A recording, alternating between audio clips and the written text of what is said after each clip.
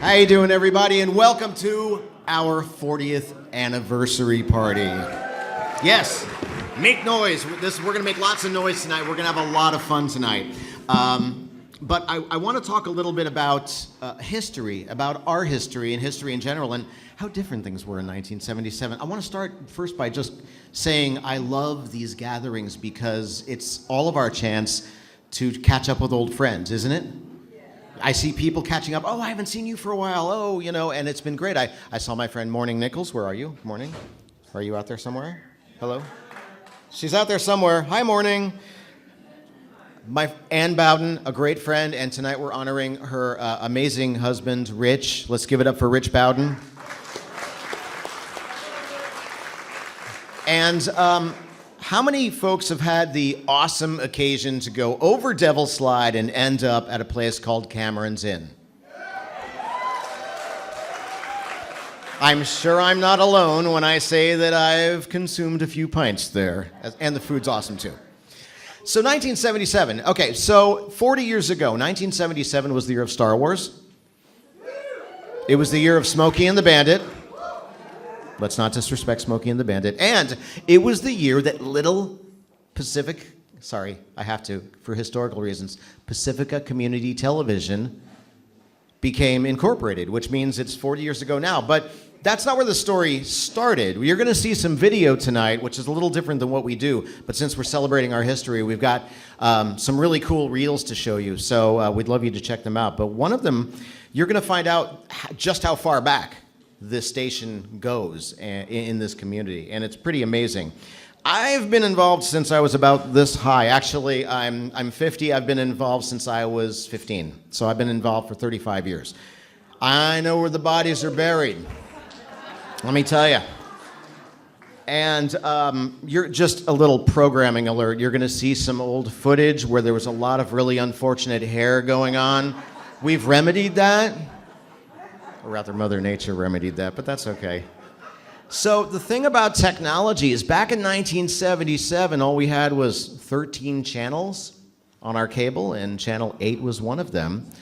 And if you wanted to make TV, you had to figure out a way to get to this little place. You had to, if you were like me and you didn't drive, you had to figure out where it was and get there, and then you could take classes and you can learn audio. Me, I wanted to play records, and so I learned how to work the audio board, and then you could direct and you can do all manners of production. When editing came in, you could learn editing. Whatever your thing was, and in some cases, if you learned or perfected one thing, you moved on to something else, and you were a walking studio, which is awesome. And the thing is that technology has changed, but our mission at PCT has not changed. See, we have these in our pocket. Everybody carries around a studio in their pocket where you can shoot 1080 video and it looks fantastic. We carry around the collective experience of all of humanity where we could find the answers to anything. And what do we do with this thing in our pocket? We argue about politics and share cat videos. But we can also watch TV. And I'm on the board of directors now, and one of our many, many conversations that we have all the time when looking a week into the future, a month into the future, 10 years into the future, the conversation is always, where are we going next? What is happening now? How do we become part of now? And how do we look around the corner to see what the next thing is? And sometimes you could have all the greatest ideas in the room, and other times technology forces your hand and says, nah, we're going to do this instead, and then you have to play catch up. Also worth pointing out that while we're here, 40 plus years, a lot of stations like ours came and went bad, went hard. Back when a lot of the laws changed within the last 5-10 years, a lot of stations like ours closed overnight. And so we, of course, we don't realize how fortunate we are to be in this position, to actually have a station that we can it's our community media hub. It's how we talk to each other. Big media doesn't listen to you. Big media doesn't care about you. Big radio left you a long time ago, and big TV is around the corner, but you can still turn on your local channel. And the thing is now, who has a Roku? Who watches TV on a Roku? I live on my Roku. Well, we're going to have a Roku channel very, very soon. Who watches Apple TV? Well, we're going to have an Apple TV feed in full HD. So the thing is, you can watch us in front of your TV in your living room, or you can watch us on your phone, live in HD, or on your computer, or on Apple TV, or on Roku, because technology says this is where you have to be. And so because technology says that, that's what we're doing. And I'm very, very proud. There are times when you feel like, boy, we've got this, we're really behind the curve here. We really have to figure this thing out. And you don't feel good about what you're doing. There's other times when you're way ahead of the curve and you're totally excited, but the thing is, money's not there, technology's not there. I got to tell you right now, at this particular moment in PCT's history, we are prepared to go out in any way possible. We're going to continue for the next 40 years, and I'm optimistic about this. Everything's going to change. But if we support this thing, if we treat it right, like the jewel that it is, then we will continue our mission into the future by any means necessary on any screen possible. And that makes me very, very proud. So that's my state of the state. We've got a great show tonight with some great videos, some outstanding honorees. Give them all a round of applause in advance because they all deserve to be here. Fantastic. And I just want to say, I want to give a shout out to Kim and Amy over in the back from Longboard Margarita Bar. Please, if you're thirsty, that's where they're going to take care of you. And there may be an after party at Longboard Margarita Bar. I'm not saying. So without any further ado, I would like to announce our grand poobah, our fearless leader, who I think is, I just heard an inappropriate joke back there. That might be him. Put your hands together for Martin Anaya, everybody.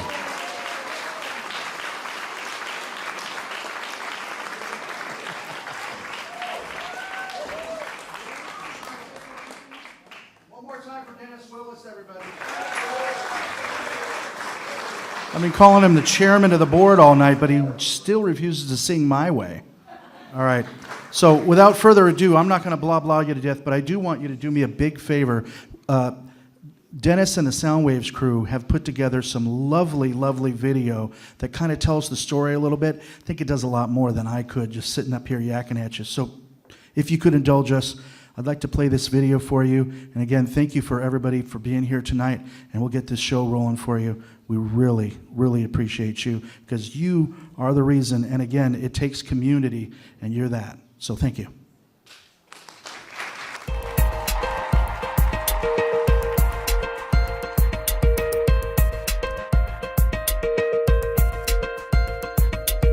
It may be hard to believe, but Pacific Coast Television has been serving the coastside since 1968. In Pacifica, it turned out, there was in fact a TV class at Oceana High School. And what wound up happening from there was this gal that was working with them said, hey, let's get our own little studio here in Pacifica. Studio 70 then became really the first local cable station here in town, becoming one of the first, if not the first, cable station in the country. So Rick Miller is going to get a chance to kick Terranova into a good shot here. Now if he gets a good punt off, he can give the pressure on Oceana. Broadcasting with heavy, old black and white cameras, PCT covered the Pacifica oil spill and won an Emmy in 1972. Amazingly, the oldest person on the crew was only 15. There was a giddy freedom about the place. So anything that we thought was interesting and fun and colorful or new, we just covered it. By the 1990s, PCT had become a destination site for interns and broadcast students from across the Bay Area, and saw its schedule filled with imaginative award-winning shows and local government coverage. Very proud of our Channel 26. People at Channel 26 invited me down to work on the auction, and I had a blast, and hopefully we raised a little bit of money for Channel 26.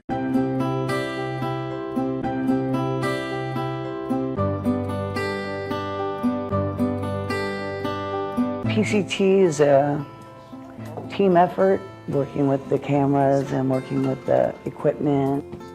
Every time I come, I never know what I'm going to work on, but I always enjoy myself. This is a lot of fun. It's a learning environment. It's a laboratory where you get to test new ideas, see what works and see what doesn't work. And when you work on other people's productions, you get an idea of what will work on your production. 2011, PCT expanded its reach down the coastside to bring programming to Half Moon Bay, Moss Beach, and a dozen other cities as far south as Pescadero. PCT provides coverage of the coastside's many political meetings and major events, such as the Pumpkin Festival, and programs 2 cable channels, one on either side of Devil's Slide. PCT recently completed an expansion program into HD streaming online, and it has built a vast archive of on-demand programming, available on any screen, on any device, at any time. Pacific Coast Television is the gold standard in community media programming.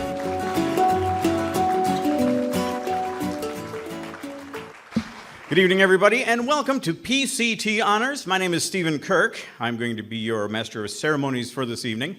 And I got to tell you, it's really a great honor to be able to come up here and not only to celebrate all the honorees in the room who are very deserving, but also to be able to celebrate the 50th anniversary of PCT. I wore my gold tie for the golden anniversary. I brought my gold white wine here to be able to...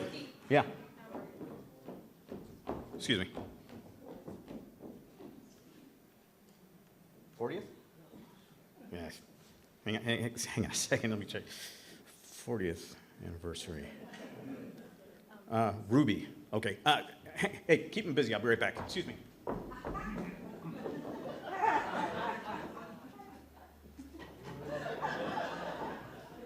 How you doing tonight? How's your Friday going? Going good for everybody? Oh, Warriors are losing. That's not good. Good, only temporarily. It's a good way to put it. Good way to put it. So everybody enjoy the food? I know some of the people that have been helping with that. Some of the lovely folks in the corner back over there. Here we go.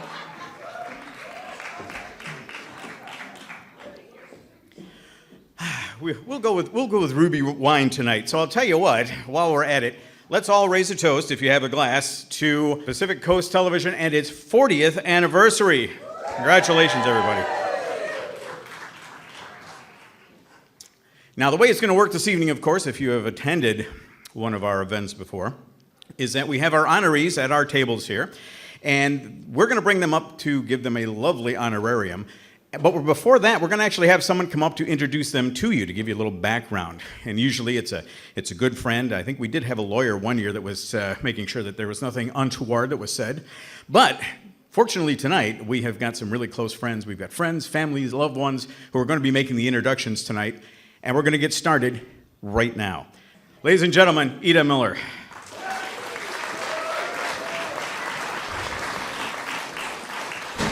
Thank you.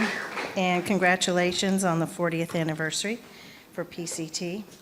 If you look in this little booklet, it tells you a lot about the man I'm going to introduce. David Cresson did a very lovely job in writing that up. And thank you, Dave.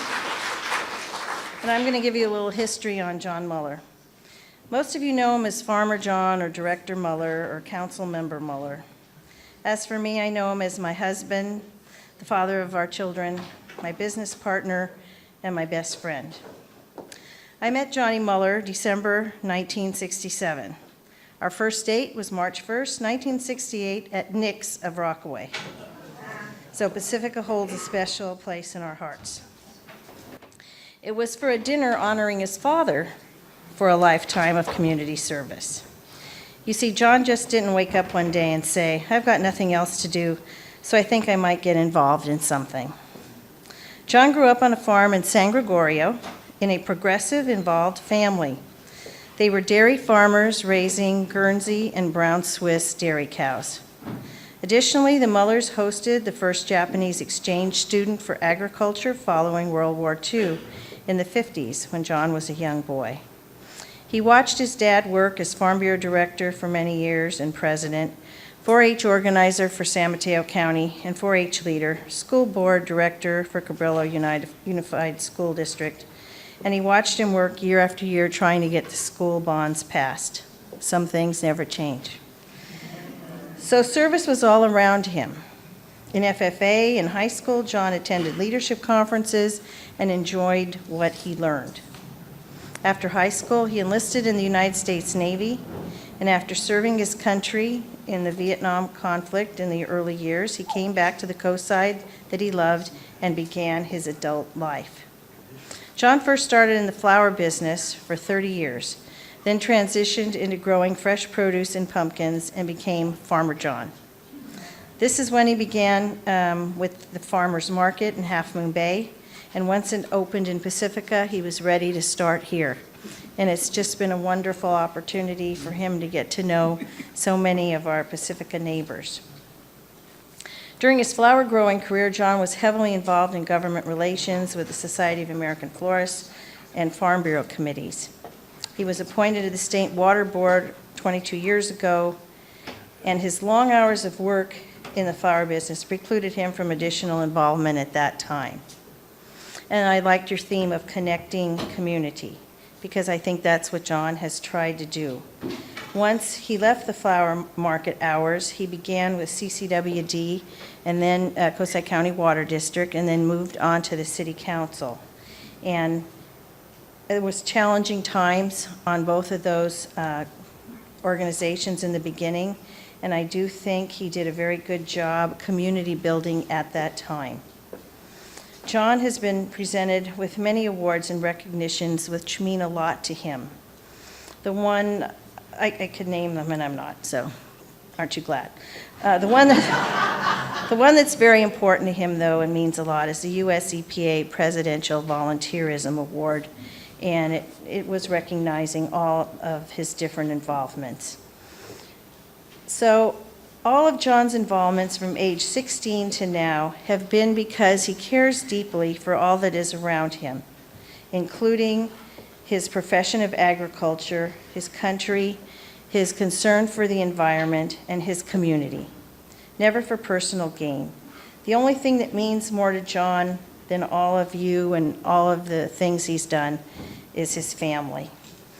On a side note, with John leaving office of City Council and the Regional Board, we got to do something together. We went and did CERT training, and it was really interesting because I said it was so nice to be sitting next to him, looking at him instead of watching him on TV.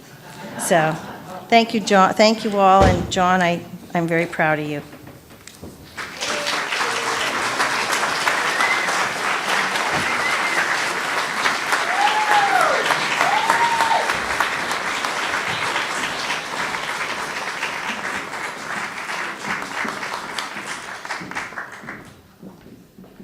Wow, just give it to her.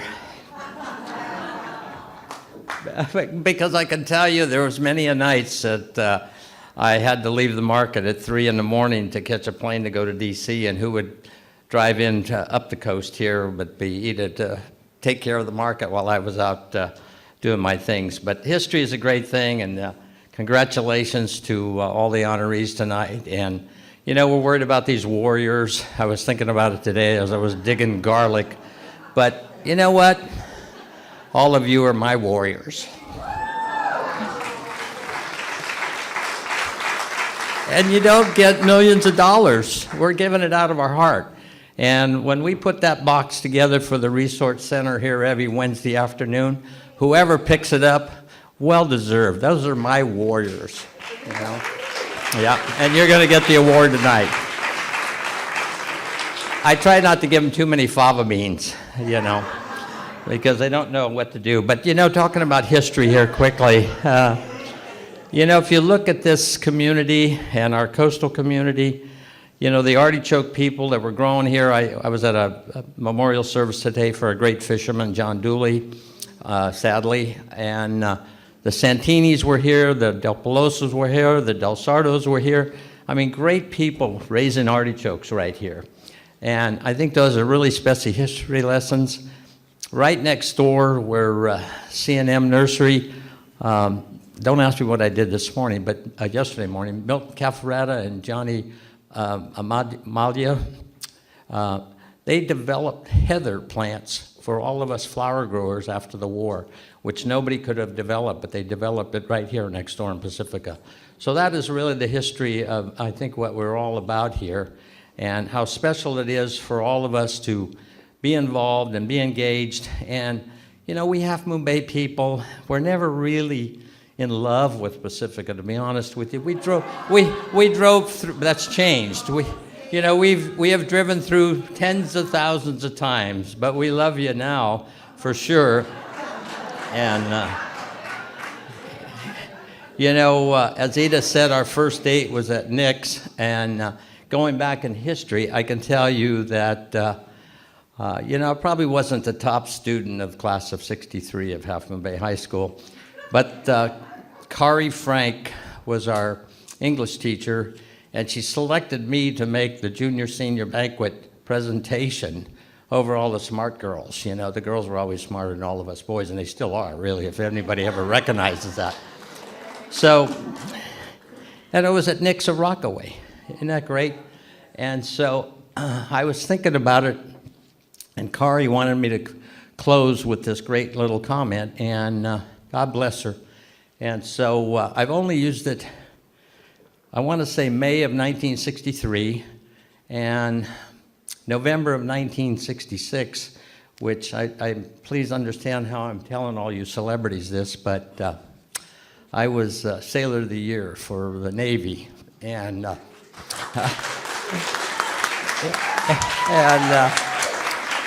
you'll never guess who presented me the award.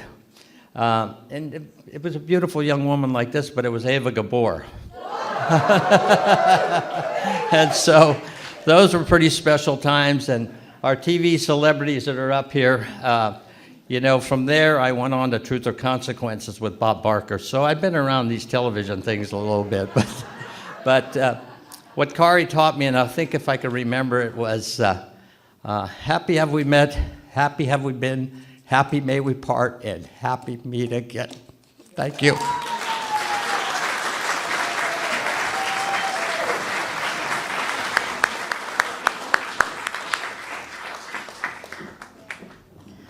And folks, as long as you've got your hands in a clapping position, now we've got a lot of volunteers from PCT that are here tonight that are serving and everything. The kitchen is fully staffed with some people who are making some great hors d'oeuvres for you tonight. And we're talking fresh cut, fresh made. It's really good stuff. How about a round of applause for our servers and for our people out in the kitchen tonight? And they're very prompt and everything. I was standing there talking to Marty, and all of a sudden I hear this voice behind me, fruit cup. And I go, what'd you call me? What? Oh, it was Richard Quartermain offering me a lovely fresh cut fruit cup. It was very nice. Sorry about that. I didn't mean to kick you in the shins like that. That was kind of embarrassing after that happened. All right, we are going to keep going along with our proceedings here. And up next, Ginny Jaquith. Ginny, are you out there? There she is. Come on up, Ginny.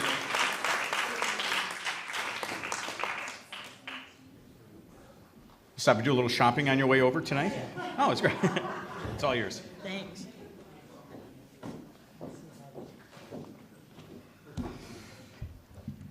Hi, everybody.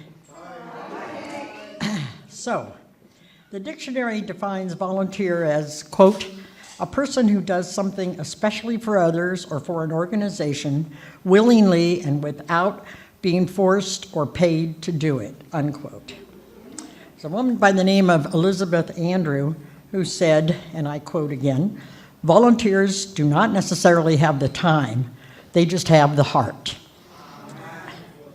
So that's why when I think of the word volunteer, I don't spell it V-O-L-U-N-T-E-R. I spell it L-I-N-D-A, and that's Linda Jones.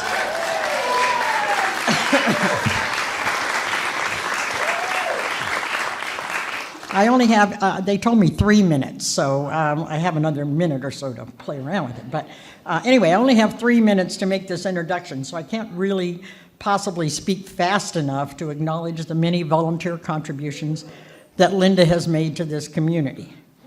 It all started when this 16-year-old kid from Oroville got involved in a March of Dimes campaign that her uncle was chairing. And since that time, her volunteer efforts have never stopped. So here are some highlights from her background. Linda joined Beta Sigma Phi International Sorority in 1978 and has been an active member ever since. She's held every office at the community level with her chapter at the city area council level, at the state level, including having served 2 terms as the state president and 1 term as the chair of the state convention. She's been selected Woman of the Year by her local chapter 9 times, and recently received the very distinguished honor of Beta Sigma Phi International Award of Distinction.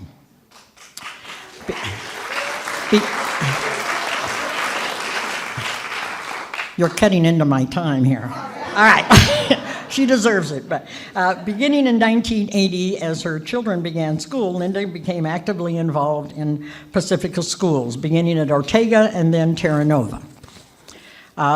Books and Beyond program, field trips, homeschool club, booster club, school newsletter, snack bar chair, Tiger Cafe person. All these were parts of Linda's volunteer activities to support the schools. And now with her grandchildren in school, she continues to drive for field trips and participates in the Read Aloud Days and serves as a community evaluator for the annual Oceana Senior Exhibition program that's sponsored by Pacifica School volunteers. Linda was one of a group of 18 people who founded the Fog Fest organizing group way back. And that effort was to rescue and continue the Pacific Coast Fog Fest. She served as community groups chair for 15 years, treasurer for 14 years, and sponsorship chair for 2 years. In 2008, Linda attended a Pacifica Historical Society castle tour and immediately fell in love with it and joined the efforts of the Historical Society to continue their programs in the community. She served as program chair for the last 8 years and has helped to create the successful Pacifica Jack Cheese Contest. In 2010, Linda was asked to join the Pacifica Library Foundation board to work toward the development of a new sustainable library in Pacifica. She has served on that board as treasurer, worked on fundraising events, and helped put together, along with Mike O'Neill, I know, the very fun Treasures and Trivia event. And she continues to serve on that foundation board. In 2010, Linda joined the Rotary Club of Pacifica and quickly became involved with its international exchange program. And since that time has served as treasurer for 2 years before becoming president for a year. And she is currently serving as membership chair, youth chair, beautification project chair. She recently worked on the Vets Walk that happened right here over Memorial Day. And she serves the district as a member of the membership committee. So not having enough to do, Linda volunteers 6 hours a week, serving as a volunteer records clerk at the police department. So if any of you have recent traffic tickets or anything, Linda knows about it. I haven't told you about many of the other volunteer contributions that Linda has made, but I can tell you that besides all of these efforts, Linda is always positive, cheery, ethical in everything. She tries to be ethical in everything she does, and everybody knows this, loves to give hugs, is a penguin fanatic, is energetic, and always very, very generous. An unknown person has said, and I quote, "Volunteering is the ultimate exercise in democracy. You vote in elections once a year, but when you volunteer, you vote every day about the kind of community you want to live in," unquote. Linda is what I consider an all-American volunteer and has worked very hard to make Pacifica the kind of community that we all want to live in. And so, in honor of her volunteer contributions, I personally, before she gets her plaque, want to present her with her very own, and let me pull it out,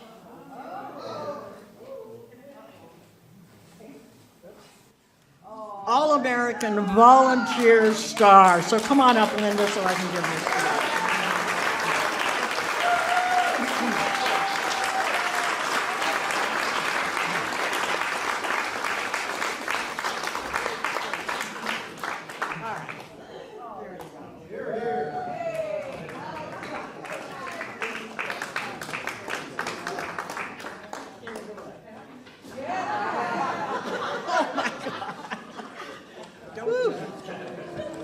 Okay, I'm not going to cry. I decided I was just going to write up a little something here instead of doing the normal, oh, I'm so honored and all that, which I truly am. But I wrote up something. So I guess you could ask, why does she do all those things that she does? Is it simply a matter of just because? Or is it something about family and friends, giving it back or making amends? Does raising funds for worthy causes give one joy or just give pauses? Does helping kids bring a smile to one's face? Or would you rather be at some other place? When someone is hungry, do you really care?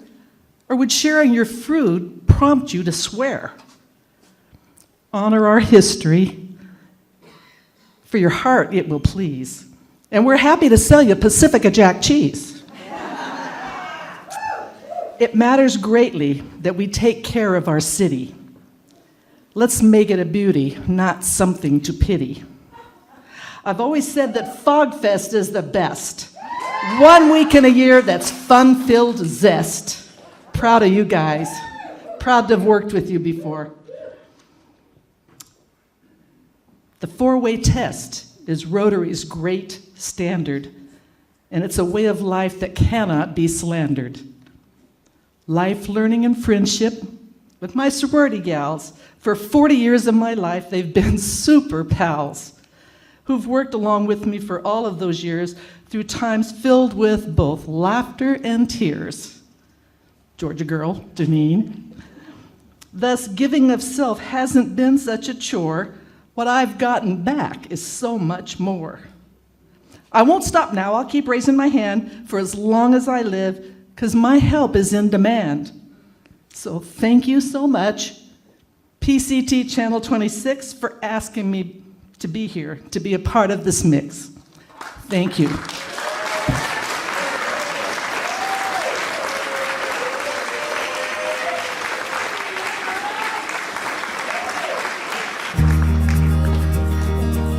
Whales of Tales started in the early 1980s by Elizabeth Soar, and she was the children's librarian at the Pacifica Sharp Park Library then. She was the branch manager that helped hire me when I came in 2000. And I was interviewing on the telephone with a couple of people on a group call, and then they came up with, and you're going to be a host on a public access television TV show once a month. And I'm like, okay.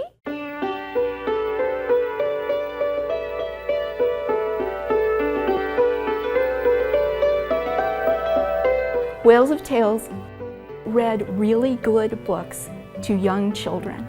So they could get it at school, they could get it at home, it was played in daycares.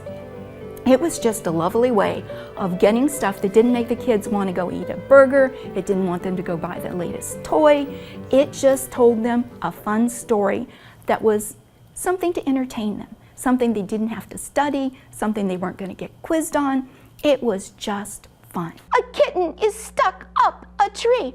Who will save her? Asks a firefighter, and Edward volunteers. Let me. One time we had the privilege in Whales of Tales of getting Jackie Urbanovic. She came in and did a segment with us, and it was absolutely fantastic.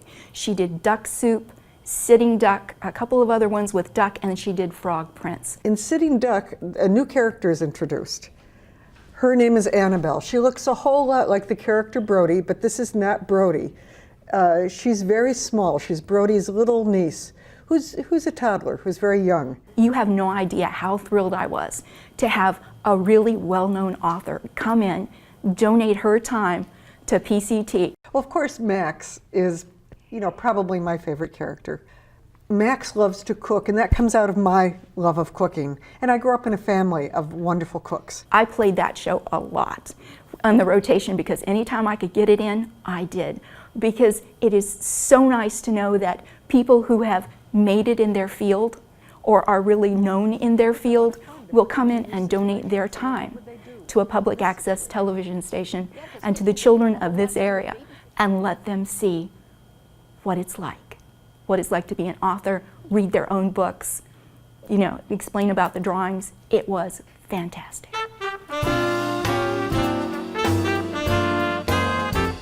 And then in the late 90s, early 2000s, Christine Guzman, who was the Spanish teacher at Terra Nova High School, had her Spanish class come in and start doing a once-a-month story time in the library. And then after a while, they started filming it. PCT started filming it at the library.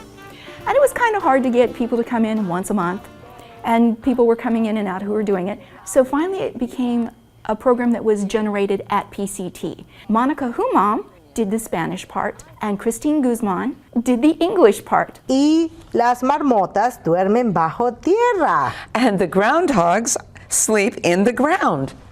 And there they are. And again, same deal. No commercials, no trying to sell anything to anybody, just so they can hear it in English and in Spanish. And again, some of the schools picked this up and they would play them so that their students could see somebody learning English and Spanish. Perro negro y perro blanco. Black dog, white dog. This is another educational way that public access television helps the community at large. It helps just with fun, it helps with education, and it helps with information.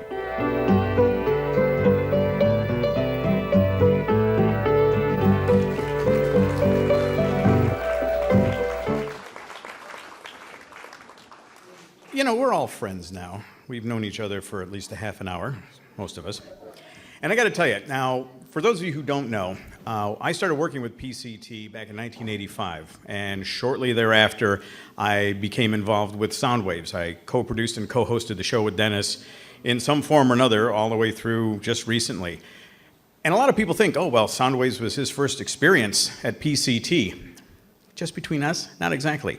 I was sitting at home dialing through, well, actually I should say dialing through back in the day, pushing the buttons on the big box there. And the very first show I ever saw on PCT was Whales of Tales. That was my first experience with finding out. And shortly thereafter, I also saw that you could come down to volunteer and participate in the process. And that's what got me involved, was seeing that there was this opportunity available. And another one of the great things about PCT is the community part of it. Because yes, it used to be Pacifica Community Television, and it has expanded and grown to Pacific Coast Television. And that's great, because even though it started off as this little acorn, it has really grown into this mighty oak that we have before us today, covering all this territory, getting into all these homes and everything. But it's still a family.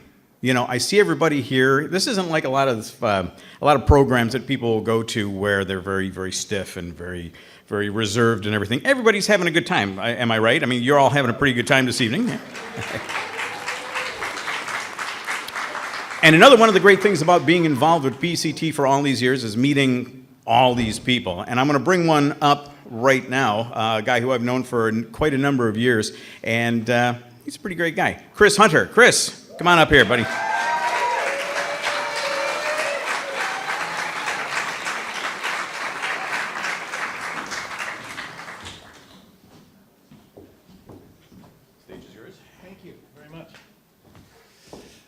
Good evening, everybody. It's really an honor for me to be here.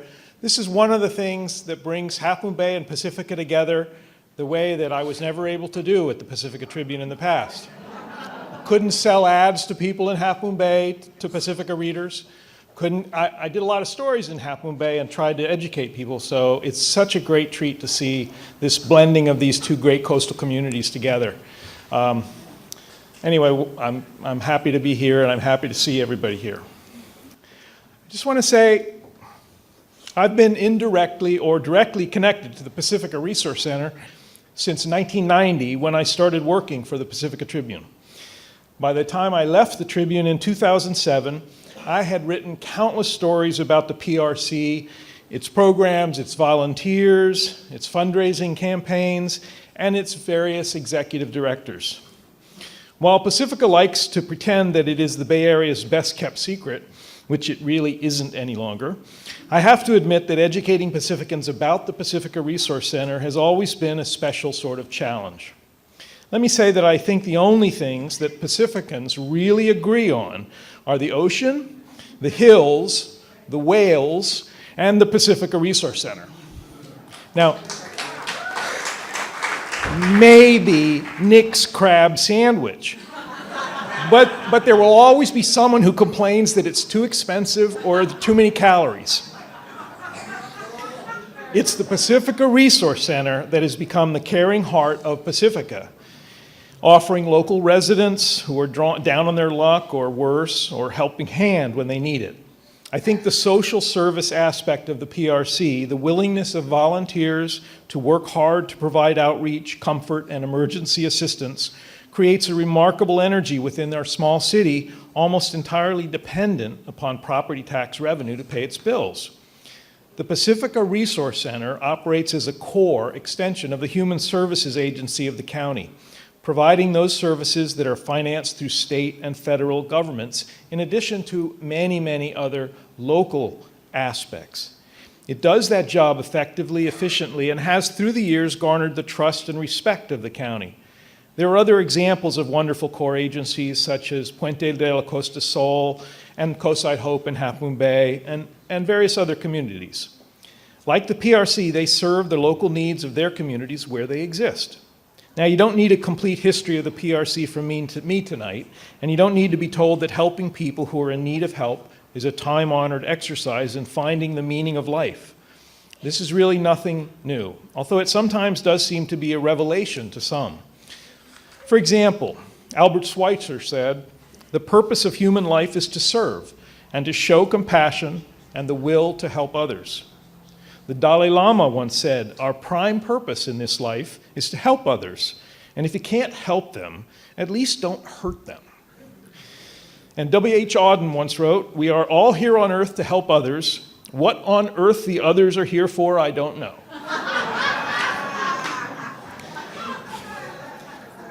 The person that I have the very good fortune to know, to work with, and to introduce tonight could provide a symposium on every topic I've touched on. Anita Reese is herself an inspirational story.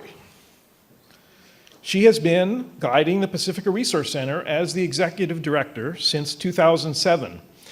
And I want to say thank you to anyone who had anything to do with finding and hiring her. As a current member of the board of directors, I can assure you we are doing everything we can to hold on to her.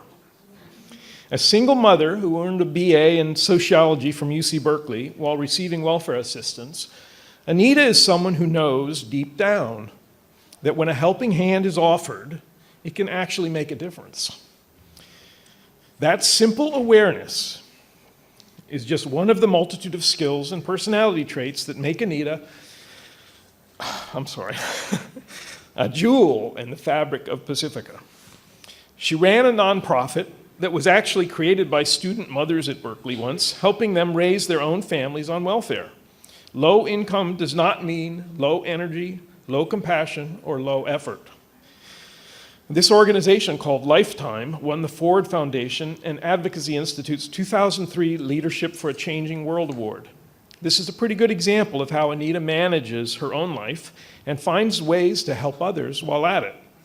In 2012, she won the San Mateo County Hispanic Chamber of Commerce Mayor's Diversity Award. And last year, she was honored by our own Pacificans Care with the People Who Care Award. Yeah, you can believe that Anita Reese cares. As the executive director of the PRC, she took on the challenge of recreating the organization as a standalone nonprofit group. Once an extension of the city of Pacifica, the PRC was jettisoned by the government here into needing to have a fiscal sponsorship in order to function. For 10 years, the Tides Foundation took the responsibility of being that fiscal sponsor. But in the last few years, the PRC worked hard to become a 501c3 independent agency. I want to let everyone here know that having Anita at the helm made that transition a much easier and wiser one to make for the board of directors. And if you're looking for impact, I offer you the wonderful expansion that has taken place on Palmetto Avenue. Being independent helps the PRC raise money and have more control over the growth of the agency. I had the good fortune of participating with Anita in informational visits to almost a dozen nonprofits throughout the Bay Area for 3 years. This experience helped crystallize the Pacifica Resource, the Resource Center and its mission in my own mind, and I'm sure it helped Anita see how various agencies manage theirs. I'm grateful to have spent so much time with Anita, seeing her interact with other executive directors from other nonprofits. She really knows what she's doing, believe me.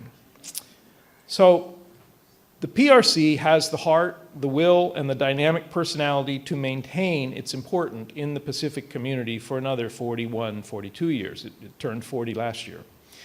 I just want you to know that you can say the same thing for Anita Reese. And it's my honor to introduce her to you all tonight.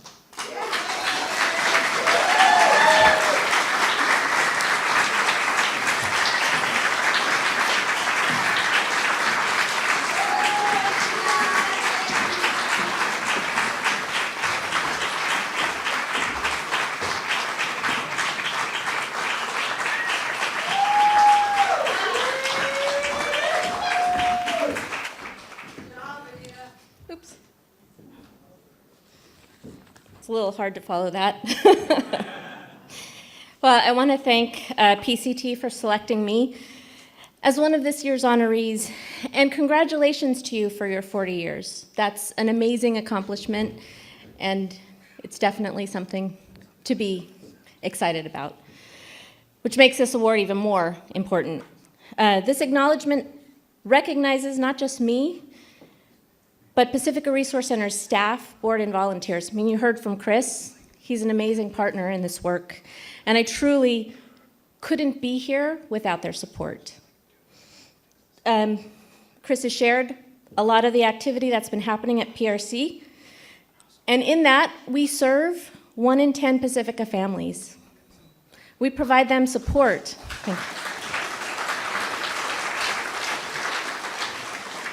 But we truly couldn't do that without the support of our board, our staff, our volunteers, you all. It really does take all of us to support the community. And I want to invite you now to our first annual Palmapalooza on August 19th, Saturday. There's some surprises in store, and you should be on the lookout for some information. And I just want to thank you again for recognizing me this year. I'm in such great company. All the other folks who are honored today, I am so grateful to be a part of it. You know, Farmer John, we love your fava beans. We will take them anytime. Thank you so much.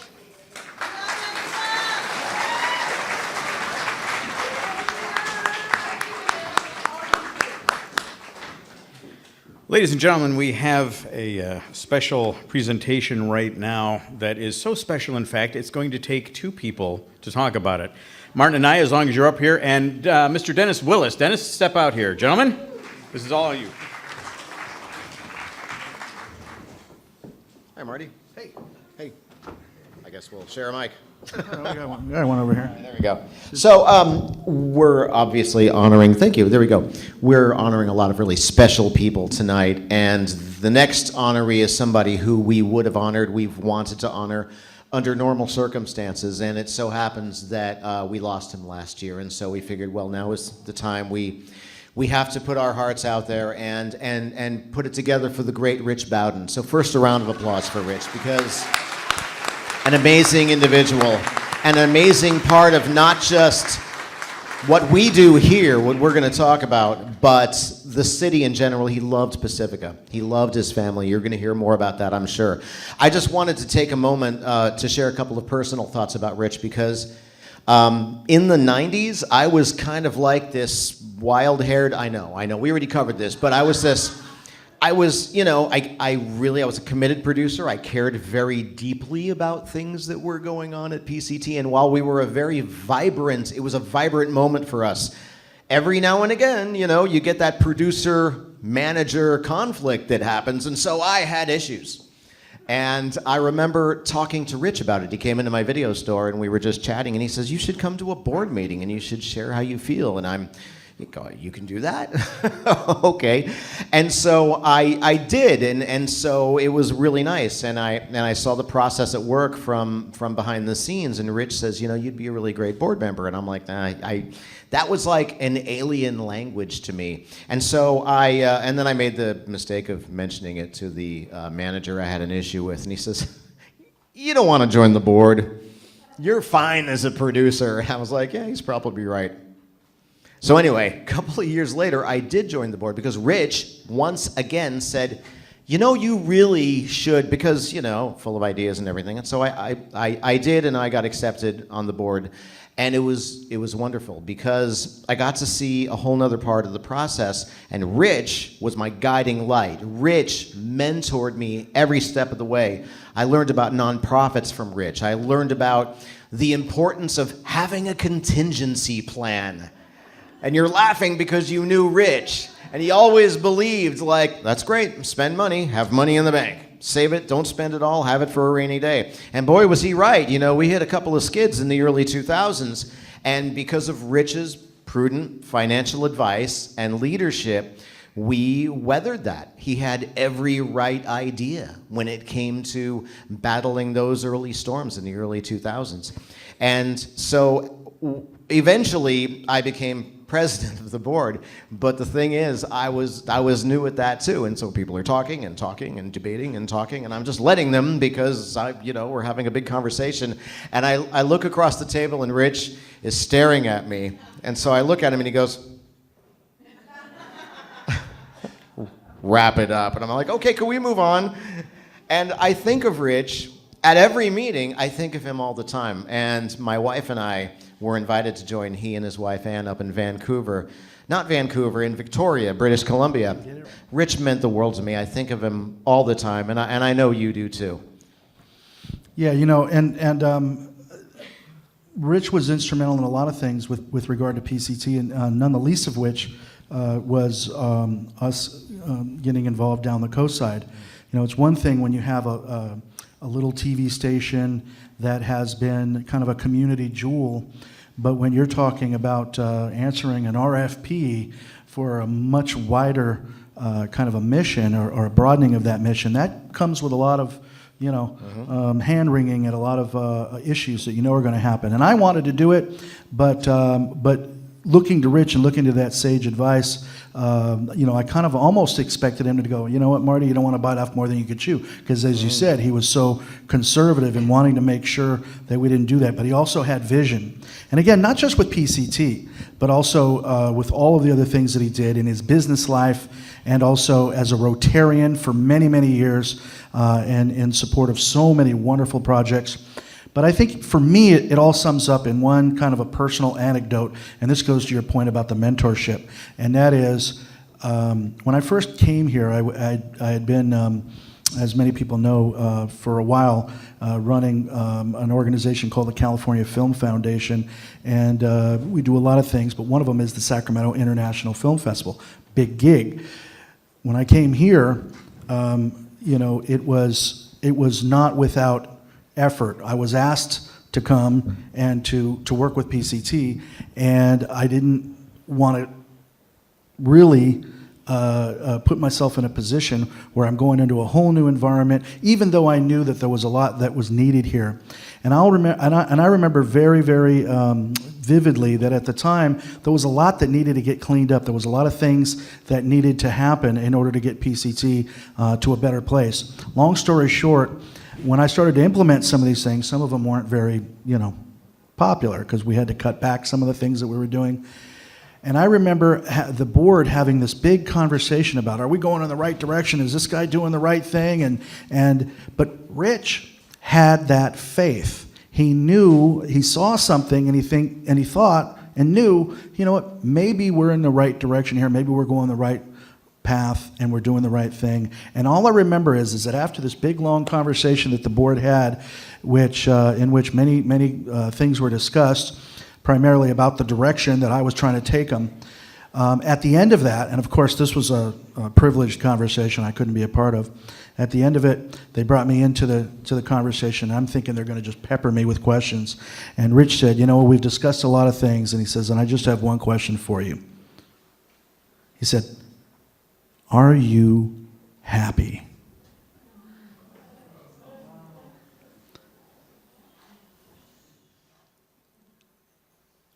Can't tell you what that meant to me then. Can't tell you what it means to me now. So it is my honor to invite Ann Bowden and her son up to the stage to please accept this on Rich's behalf.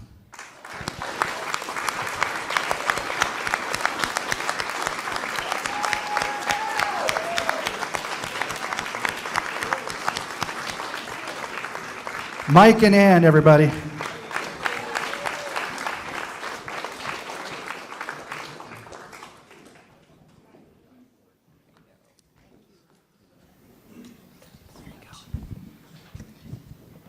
Oh boy, I don't know whether I can follow that. This past month, my daughter-in-law and I went to Great Britain, Scotland, Ireland, England, and France. And as my husband is in ashes now, he wished to be spread in some of his favorite places. I haven't brought any ashes to Channel 26 yet. And I'm kind of hoping their vacuum isn't working very well. But my husband would literally go across the street to see a flea on a dog. He loved to travel. He loved this community. He loved the channel, working with all the people, advising the young people as they were coming up, and was very active also with the Pop Warner football. So I can't say enough about what a wonderful husband. He helped me raise my son Mike from the time he was 10. He did a good job of raising him. The best he could for somebody who had never had a child before. I'm not saying we didn't have to kick each other's ass a few times. But let me just say, on behalf of his family, my grandson Coltrane, my daughter-in-law Melissa, Jerry, Alan, and Mike West and myself, I want to say thank you so much. It means a lot to me, and I know he's proud. All right, I'll get you there. I'll get you there. See, he already wants to go someplace. We got to go back to Victoria, I know. Okay.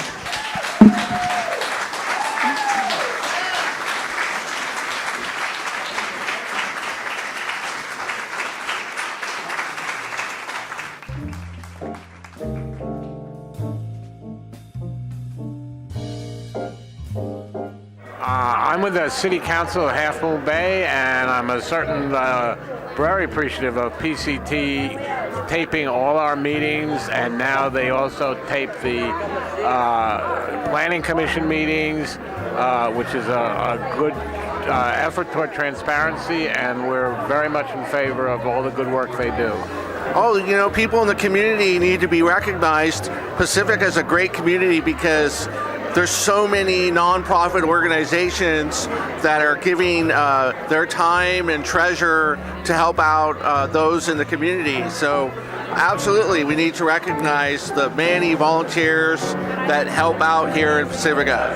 I think it's people who are willing to help others without worrying about getting paid back. You know, it's people working together and individually to make a difference in their communities. And Half Moon Bay is very fortunate to have many of those people. Volunteers is what keeps Pacifica running. I mean, each individual has, whether it's cleaning the beach, whether it's running the sports, manning a fireworks booth or whatever, the volunteers is what keeps the community running, and they're the thread that keeps the quilt together of a town. Well, I think you have a great community when people get together and work together. You know, even when there's problems, if you work together on the small things, when there are big problems, they're easier to solve. I think it's a lot of engagement and a lot of collaboration.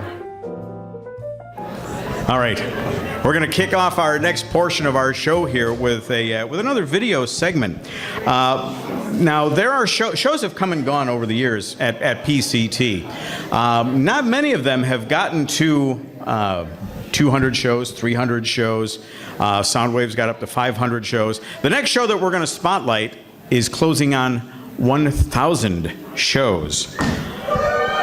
Longest running show of its kind in America. Let's take a look at our tribute to the Bruce Latimer Show. Right here, everybody.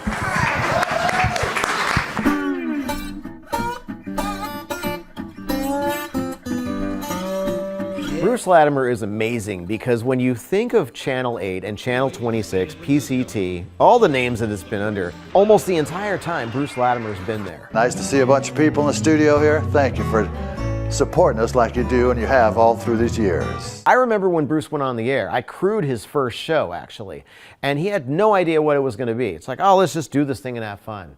George Custer was also a very good dresser, a brilliant dresser.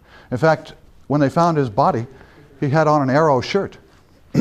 I started realizing this guy really works hard at doing this show. He comes in early, he gets his material all together that he's going to do. He books these shows. He actually has to call these bands and get them lined up to do it. Bruce is going to set it all up and he's going to walk out of that door and he's going to walk out onto this stage and he's going to go live and come what may. That major stress in your body. There's something about doing a live show that takes a lot of guts. This is some kind of a spatial trip going on. Did you see that when I was saying that? The chicken fell down in the lamp. When you go live, anything can happen, and Bruce, more than anybody, probably has benefited and suffered from both. Have some, we want some of this? That'll be a double dose for me. It'll be a double dose, yeah. About 10, 15 minutes you'll start coming on. If he feels like bursting into song, he'll burst into song. Get down in yourself and say, hey, I want to move. If he wants to tell a dirty limerick, he will. The FCC rules don't apply to Bruce. Although I got 1 or 2 calls from people that thought it was a little bit promiscuous and one person thought it was sort of pornographic, but it's all right because that's not where our heads are at. Bruce lives outside all of that. Oh yeah, what happened here? Oh my God, now they're both doing it. Oh, he comes out here and he's off the cuff and he's ad-libbing and what goes ha ha ha ha ha ha ha ha ha ha ha ha thump. That's someone laughing their head off. Bruce does that every week live. That's insane. He has a certain love of musicians and creative people. He has people on that are poets, he has people on that are writers, he has people on that have done art, and he shows the art on his show.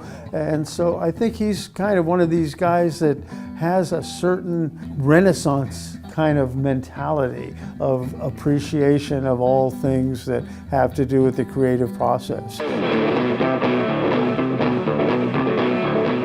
Bruce's whole thing is he just wants to bring you joy. That's the thing. If you're watching Bruce's show, he just wants you to feel joy. He wants you to be entertained. He wants you to laugh at his corny jokes. He wants you to listen to some amazing music. He wants you to turn off the news and step away from all the BS that fills up our lives. And he's like, let's just chill out and have a good time for an hour.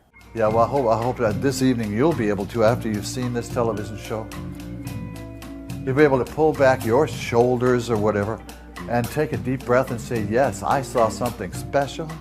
I mean, that's a pretty awesome agenda to have. I don't know that there's anybody I've ever heard of that's done as long a series of shows as he's done and had this much talent. I think he's had thousands and thousands of people on his show over all these years. That's just amazing. So his legacy is in gold. They're doing it.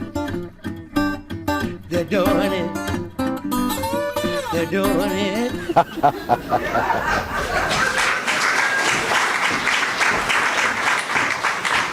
Gotta raise a glass again to Mr. Bruce Latimer, Congratulations, Bruce. Hopefully he'll get back to our dimension one of these days and finish up those other last few shows so we can get all the way up to 1,000. Like 100 years ago, I got a call from Bruce. And Bruce is one of those guys. There are some people that are so full of bombast and they're just up to 11. Bruce, on the other hand, he's somebody that you cannot ignore, that you have to listen to, but he is just so relaxed, And he called me up and says, Steve, you got a pretty good voice, so if you could do the opening narration for my show, yeah, that'd be cool, yeah. And, you know, this was literally like, 25 years ago or something like that. But Bruce is just one of those guys you can't say no to. That's why he's had the success that he's had. That's why he's had all the people that he's had on his show. So Bruce Latimer, congratulations, and keep up the good work, buddy.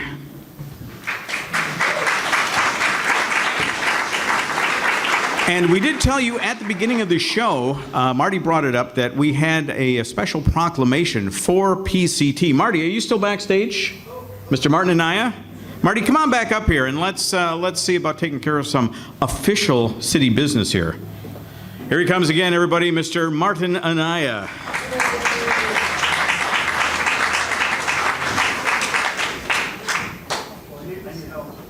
Sure, what can we do? I don't know if he's still here, but Rick Kowalczyk had mentioned that the city of Half Moon Bay wanted to do something, and then Mike O'Neill got wind of it, and so not to be outdone, is Debbie Ruddock here? Everybody, can we ask the mayor of Half Moon Bay to come up on stage for just a moment? Miss Debbie Ruddock, everybody, and also while I'm at it, can I also have Mr. Mike O'Neill join us on the stage?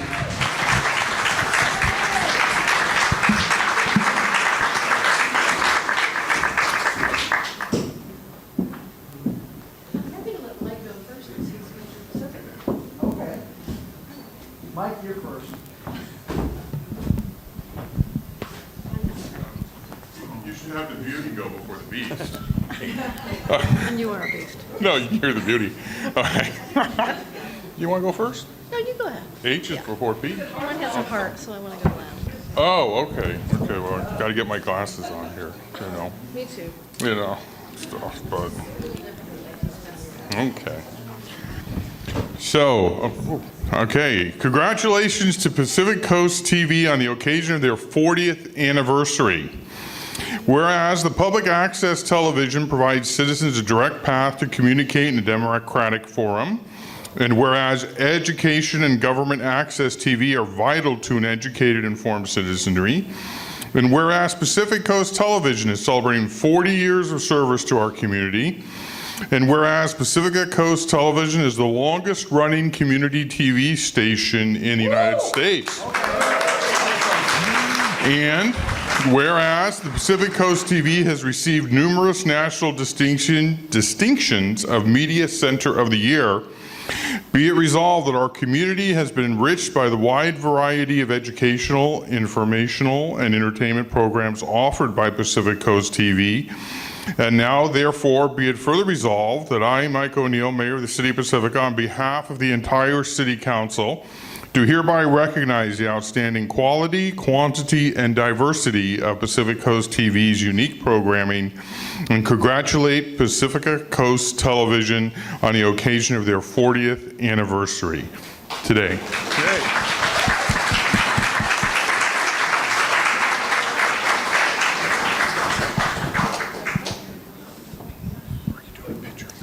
Yeah. And mine's actually different. It wasn't a template. Yeah. Whereas Pacific Coast Television, Inc.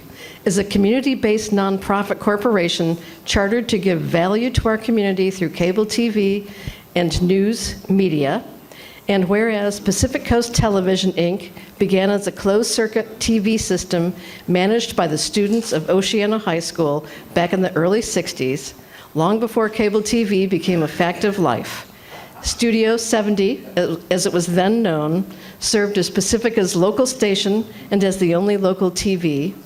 And whereas Pacific Coast Television, Inc. is governed by an all-volunteer board of directors made up of concerned citizens and business, cultural, and civic leaders. And whereas Pacific Coast Television, Inc. has made its mission to ensure public access to electronic media and to promote effective use of electronic media.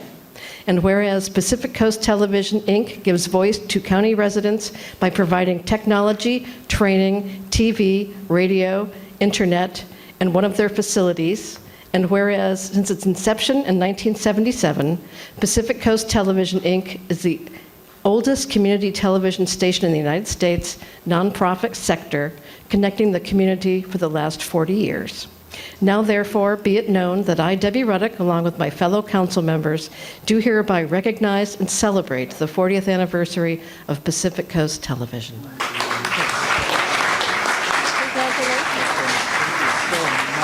Thank you, Mike. I actually had to look at Mike's because I thought it was a bill. But it wasn't. I'm so pleased. Would you do me the kindness? I'm just going to have you step over to the right, and we're going to take a picture with you guys. Thank you so much. Let me take that microphone. Okay.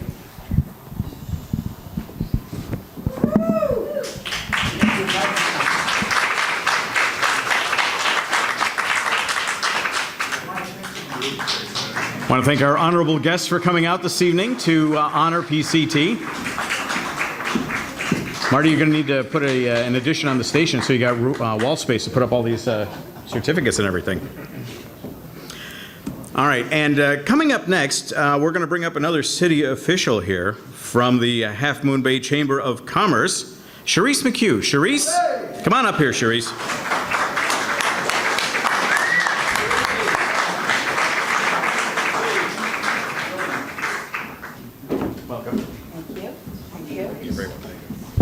Well, fortunately, I'm not a city official. That's the one good thing about being a CEO of the Chamber of Commerce. And this award actually is being presented by myself and my husband, Jack McHugh. So we had the great honor of presenting this award to Cameron Palmer. When Cameron was in high school, he started working at Tilly's Restaurant in Moss Beach, and that's where he first learned the restaurant business. He then went on to open Big Eyes Ice Cream Parlor, which we all visited, all took our children to. And he was the youngest president of the Chamber of Commerce in the U.S. history. He was president at the age of 19, wore a tuxedo to his swearing-in ceremony where everyone toasted him with champagne, which of course he could not drink at the age of 19. I had the honor of serving with him on our police activities board. And he is president and been past president several times on the Half Moon Bay Beautification Committee and the Pumpkin Festival Committee. The Pumpkin Festival, as you know, is our largest fundraiser, and it funds all of our nonprofits. And without Cameron, this event would not take place. It's a fabulous, fabulous committee, but he is an integral part of it. He also is the coordinator of the 4th of July Parade. He is my announcer for Night of Lights Parade in December. And he is the coordinator, he's the announcer of the 4th of July Parade as well. And he's the coordinator of the Pumpkin Festival Parade. So there's a little theme here with Cameron and parades. We also used to have an event called Candyland in Half Moon Bay at the Ted Adcock Community Center. He was King Candy. And he's extremely generous with all of our nonprofits. I don't think there is a nonprofit in Half Moon Bay or along the coast side that he hasn't hosted or donated a barbecue. And if there is one somewhere, probably they will find him now. Jack? We've been friends with Cameron for about 27 years, family and friends. And the one thing about Cameron is I've been on a board with him at the Johnson House, and we served on many committees. But the thing is that there's not a person in here that's not a volunteer. And you know, volunteering is very important to the community. You all should applaud yourselves. But when you give so much as these individuals tonight, and my friend Cameron has given, you know, it speaks a lot for the community. I am very proud and very humble to give this prestigious award to Cameron as far as what he's done for us in Half Moon Bay and what he's done for people throughout the Bay. Because there's not a place that you don't go where everybody doesn't know Cameron. So lead into that, dear. Yeah, we've been on several vacations with him. We can be in Los Angeles, we can be in Reno, we can be in Tahoe. And people will come up to him and say, I know you, you're Cameron. You own that restaurant in Half Moon Bay. Now, the fact that he always wears a shirt that says Cameron's on it, we're not going there. but they always know exactly who he is. We applaud Cameron and all of the award winners this evening.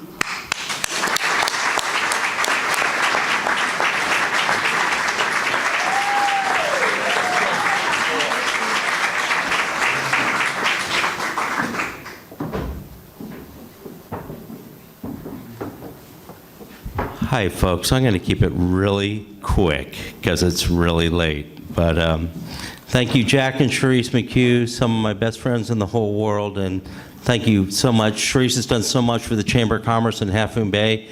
She's the executive director and CEO of the Visitors Bureau. She's been doing it for 20 plus years, so she's an incredible person. So thank you so much. I was super lucky in that when I grew up, I knew exactly what I wanted to do. I wanted to own a restaurant. I worked at Tilly's German restaurant. I don't know who all went there. Anyone go there? Yeah, she was a special lady. She kicked my butt a couple times, but she taught me everything and taught me how to clean, cook, scrub, bathrooms, kitchen, everything. And it was beautiful, and it's paid off for me over the years. Like Cherie said, at 19, I opened up my first restaurant in Half Moon Bay called Big Eyes Ice Cream Parlor. And it was a lot of fun. It was great. And that ended up turning into, 10 years later, opening up Cameron's Restaurant in Half Moon Bay. I don't know if any of you have been there, but have you? Thank you. And you know, it's a fun little pub. We have a great time there, and I love that place.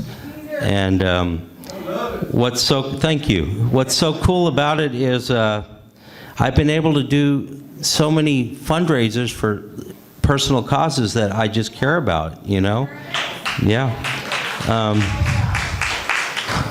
Like last Wednesday, we did Tip-A-Cop. You know what that is, where you have your local police department or sheriff's department help wait on the tables and you raise money for Special Olympics. Well, we've done this forever now, and we're up to $350,000 that we've donated to Special Olympics.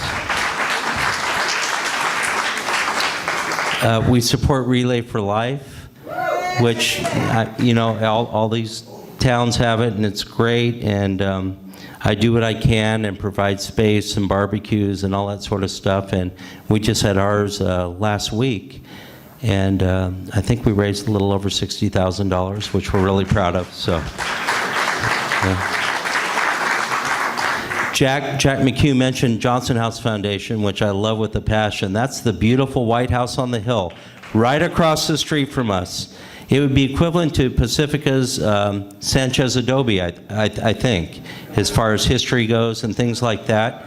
And so we're so proud of that, and we've restored it, and it's open. My mom, who's at my table over here, Adora, she is the head docent at the Johnson House Foundation. So every third Saturday of the month from 11 to 3, we have open houses, and it's so popular, and we're trying to get field trips in there with the kids.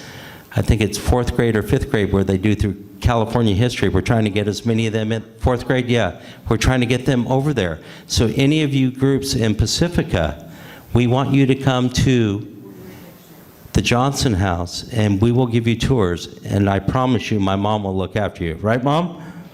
Okay. Anyway, we've got a lot of other groups who, you know, we support Little League and a lot of other groups, and it's really a privilege to own my restaurant as far as I'm concerned. One of the biggest things that I've been involved with is probably the Pumpkin Festival. Yeah, so I think this will be our 48th year, and I by no means started it because I'm not that old yet. But a long time ago, our godmother of Half Moon Bay, Dolores Mullen, she came into my ice cream parlor. I think I was 22, 23. And she said, "Do you want to be on our board?" And I said, "Yeah, I'd be happy to." So I did that. And I think I've been president of that organization now 20 years, 22 years, 23 years, I don't know, something like that. But I'm really proud of that group because it's a very popular festival. I'm sure you've all heard of the Pumpkin Festival, right? So, yeah. So, over the years, our organization has been able to donate in direct cash, just cash, over $3 million to the city and different causes, which we're proud of. And every single year, our local nonprofits take in at least $500,000 in proceeds. So we're really excited about that. We keep all of the nonprofit groups. They got to be nonprofits. We're not going to have commercial vendors come in or whatever because it's not appropriate, because this is our town, this is our city. And I know all you folks in Pacifica have your pride as well, and of course we do too. So that's what we're trying to do as well. So anyway, I'm certainly not bragging. I like to explain to my committee that I'm just one little spoke in a wheel, and there's like 4 wheels.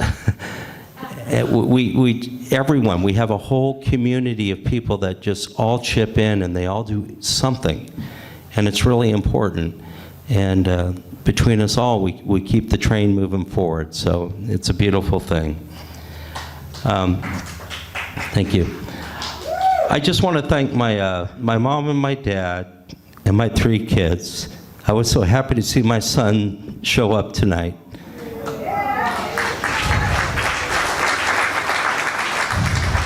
He's 22 years old, and it was sunny, and there's a surf out, and he showed up here. So Kennedy, I love you. Thank you for coming. I appreciate it so much. Yep. I also want to thank the city council members from Half Moon Bay that showed up. Of course, Farmer John. Farmer John's an incredible guy. You guys already recognized him. He's already left, but he did so much for our community. He owns one of the greatest pumpkin patches in Half Moon Bay. Not only was he a city council member and past mayor, but he also served on the state regional water board something under a lot of governors, Republican and Democratic, and they always kept voting him back in. So he's a special man. I want to thank Mayor Debbie Ruddick for coming tonight. Thank you, Mayor. Past Mayor Rick Walchek was here earlier. I also saw Harvey Raybuck, our city councilman, so that means a lot to me. I also want to say, I'm almost done. Trust me, guys. My table wants to leave. I remember over the years growing up, Pacifica was the enemy. Because I'm Half Moon Bay, right? It was Half Moon Bay versus Terra Nova and Oceana. And that's the way it was. But it was a great rivalry. But guess what? We loved the rivalry. It was beautiful. So, but over the years, as you grow older, you realize we have a lot in common. We have tourism in common. We have the coastal bluffs in common, pollution in common, all sorts. We have the tunnel in common, right? So it's really important to all of us. And I think we found a way to make it work, don't you? Yes. Okay, I hope so too. I think that's all I got. Thanks, you guys. Love y'all. Thank you.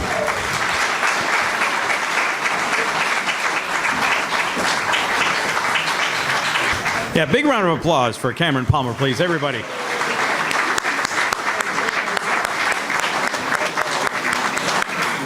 You know, a lot of people think Pacifica, small town, Half Moon Bay, small town and everything, but the heart is so huge in these places. I mean, did you hear, and also the wallets, because did you hear the kind of numbers that he was throwing around that he has been responsible for or participated in getting for charities and everything over the years? Well done, sir. Congratulations. He's building a 50-room hotel, or he's building a hotel next to the Oh yeah, and so when you go to Cameron's, and if you haven't, please do. I mean, it's one of my favorite stops when I come into town. I'd love taking the trip to go down there. But there's some construction that's going on down there right now. So not only is it an awesome pub to go to, but apparently now we're talking big hotel going in down there as well. So please, by all means, stop down, say hello, have a pint, and when are we going to see those rooms open by any? Very soon. So put that down on your calendar. I got to write that down. Very soon. All right, and coming up next, we want to have Debbie Keast come up to the stage. Debbie, are you out there? Oh, Debbie. There she is. Debbie, come on up here.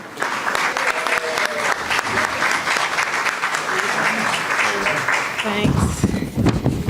And Chris, I want to mention that I was one of those people that selected Anita, but we get no credit. She stood out above everyone.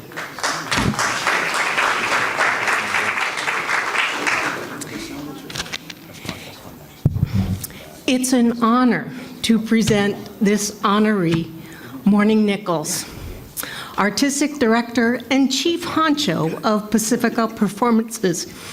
Many years ago, a mutual friend, musician and composer Lee Parvin, gave my husband and I a heads up that a very nice couple, two wonderful musicians, would be moving in up the street. He predicted that we'd really like them and even become best friends. Wow, was he ever right. Morning and Jim Nichols have enriched our lives in countless ways. We hike in the area or in the Sierras, or entertain with mutual friends, or even do home improvement projects together with Jim's leadership. But the best thing is just hanging out into the wee hours, like 2 or 3 in the morning, solving all the problems of the world, hopefully with some music thrown in. Or choral singer myself and a lover of all kinds of music, imagine the joy of having personal concerts with Morning and Jim in your living room or kitchen. Morning and I have made jewelry together to raise funds for this hall. And we enjoy each other's artistic skills. I'm an amateur printmaker, and Morning is an incredible, multi-talented artist who currently has a show of her own of scenic oils in Mendocino.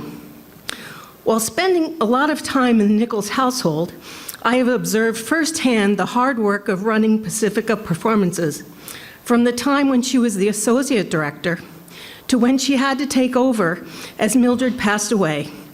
And she had to tidy up and bring the organization into the modern world with a website and online ticketing and things like that. You know, she had to learn all those things from scratch. And she has to do things, mundane things, like sturdy seats that you're sitting on, and the art that's on the walls that changes on a monthly basis. Having been a nonprofit director myself for multiple organizations, I have a sense, and I think a lot of you people in this room have a sense of the responsibility and burden such a role entails. Her primary goal is always to achieve a level of performance of world-class music for Pacifica and the neighboring communities in our very intimate concert hall here, an accessible joy in this expensive corner of the world. For her hard work over the years, she's been recognized by the Rotary Club, the County Board of Supervisors, the State Senate, and more. She calls upon her personal contacts because she is a professional musician, and her board's resources to find wonderful performers, talent that will bring exhilaration and excellence to us all.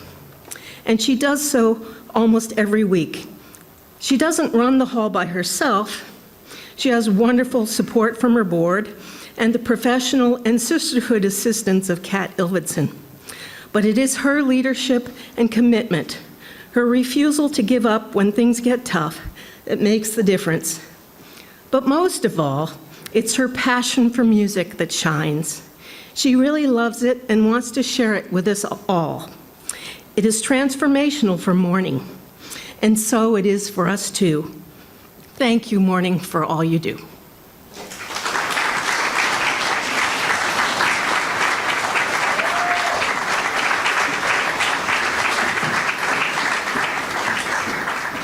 This is such an honor, and thank you all so much. I'm very used to being up on the stage, and it's those weekly shows. Thank you so much, Debbie, for that beautiful introduction. And I have a question for you all. Do you remember when you were little? Maybe you were lucky enough to have a mother or father who sang you to sleep or played Itsy Bitsy Spider, or maybe just turned you on to music, played pop music of the day or classical music for you. Well, that was around the time that I got hooked on music. I studied guitar as a child, and in high school I was teaching guitar for work-study credit. Later on, I sang and enjoyed a wonderful era of folk music, and I studied classical guitar, and I taught that afterwards. I never dreamed I would have a career in music other than teaching. But eventually, when I met Jim, my partner in music and life, it became possible to do that. And we did. We performed together and shared the great joy of audio art with people everywhere. Music brings people together. I was asked to be a member of the board of directors here at Pacifica Performances in 1992. I'm sorry, wrong, 2002. I'm not that old yet. And found myself volunteering at shows and working closely with Mildred Owen. Pacifica Performances had just found its final home right here in this hall, and I was pleased to be a part of the community and the organization that would bring live music to it and allow people to be soothed and comforted or enchanted, entertained, and lifted from the worries of daily life, taken away for a living journey of sound and magic. This has been my passion, and this is why I'm here. I never expected to be as involved as I became. First off, I never imagined that Mildred would leave us. She was indeed a force of nature. It was a challenge to take over the project of being artistic director of Pacifica Performances. It was a revamp, and it was very different to be starting fresh. But with my musical background and a good understanding of business, it turned out that it was a good fit. I've been artistic director now since 2009, and I'm so proud of what we have accomplished here. I have a wonderful board of directors, some of whom are here tonight, and I'd like to mention them. Ruth Weiler, who's our treasurer. Tom O'Toole, yeah, please. Tom O'Toole. Tom O'Toole's on our board and is also on has several other things he volunteers for. He's running the sound right now, so you can give him a hand. Jim Nichols, my husband, is also on the board. And George Rudig, an old friend of mine for many years who came to the board recently. Thank you, George. These are some of the people who work endlessly to keep us alive and well. And I want to take this opportunity to thank them for their dedication, perseverance, and the talents that they bring here. I'd like to thank Kat Ilvidson, who couldn't be here tonight, for her dedication and great ability. We work very closely together with the goal of modernizing our operation and presenting the best we can possibly present to our community. I also want to take a minute here and mention when I first came here, Jerry Crow was on the board, and he was here.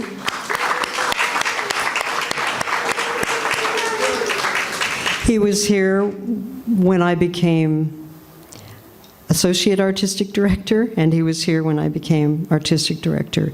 And with his great support, it really helped make the transition easier. So thank you, Jerry.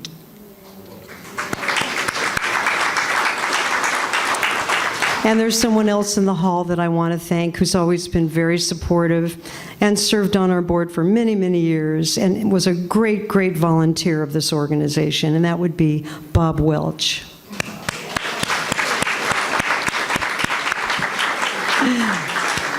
He ran sound, he did maintenance, he's an amazing guy. All of our volunteers are wonderful people, as volunteers are.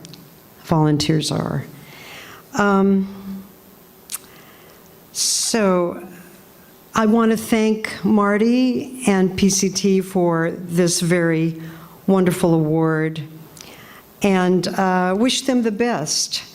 There you are, Marty. And best in continuing to inform and entertain the Coastside community. You do a wonderful job. We appreciate it.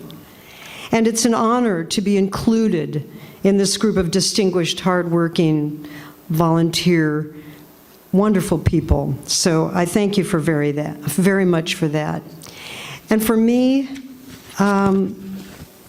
I think the most wonderful thing that happens is after we have shows right here on this stage, and the most wonderful performances you can imagine. If you've never come, try and come sometime. When I get off, when I'm outside and the stage, the show is over and people are leaving, and they come by me and they say, "Morning, it was such a great show. We loved it so much. Thank you." That makes it for me. Thank you.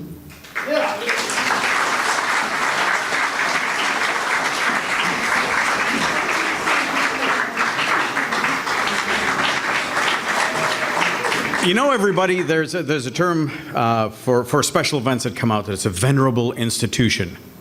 It's a term that's thrown around a lot, but there are few venerable institutions like the Fog Fest. Take a look, everybody. Created in 1986, the Pacific Coast Fog Fest is a celebration of sun, sand, and surf that defines life on the coast and celebrates our marvelous coastal climate. Larry Passmore, president of the Fog Fest organizing group, wants every member of his board to share the honors from this recognition, as well as every other honor the Fog Fest organizing group receives. All Fog Fest proceeds are distributed to the many nonprofit groups that man the refreshment booths and provide other services. Last year, 50 local nonprofits shared a distribution of $100,000, the biggest ever, for a total of more than $1 million over the years. Besides this honor, the Fog Fest organizing group received recognition from the Pacifica Chamber of Commerce, the City of Pacifica, the California State Assembly, and the California State Senate. More than 800 volunteers, all brought into the Fog Fest fold by the board, work 3,600 hours every year to make Fog Fest happen. From the Discover Pacifica Parade to marching band competitions, arts and crafts, food and beverage vendors, to all kinds of music, the Pacific Coast Fog Fest is a weekend of family fun and entertainment.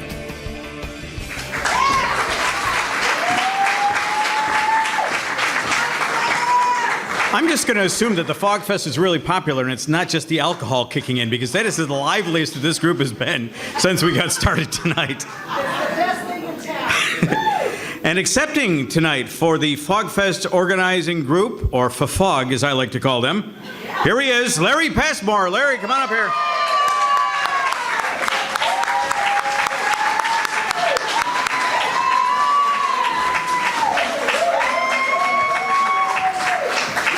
Here you go, Larry. These are your people out here. Thank you very much. Congratulations. Appreciate it. Thank you very much. Steve, you pretty much covered everything I was going to say, so it makes it really easy. Thanks a lot, you guys. I really appreciate it, and that was a wonderful video you guys did for us. I just want to say congratulations to PCT for the 40 years. I believe I got this right off of their website that they are the longest running community media center in the USA. So did I get it right? So really quick, I could skip almost over all this stuff. Thanks a lot. There you go. I was going to give a spoiler alert for the Warriors game. Let me see. I think it's no. 182 Warriors to 3 for the Cavaliers. It wasn't that bad. So really quick, I just want to say that the Fog Fest has contributed back $1,029,700 to date to the 50 community groups. And it's all because of my board. I really appreciate you guys. You guys are great over there. It's just been a lot of fun working with you guys. So I just want to say thank you. I just want to introduce you guys really quick.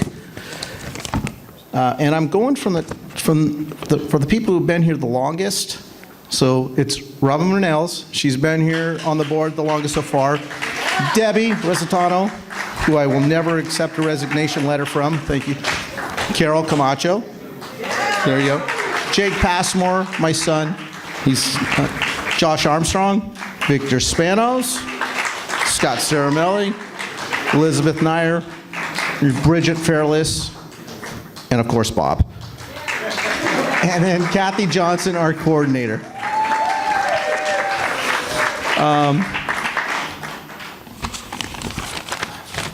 Sorry.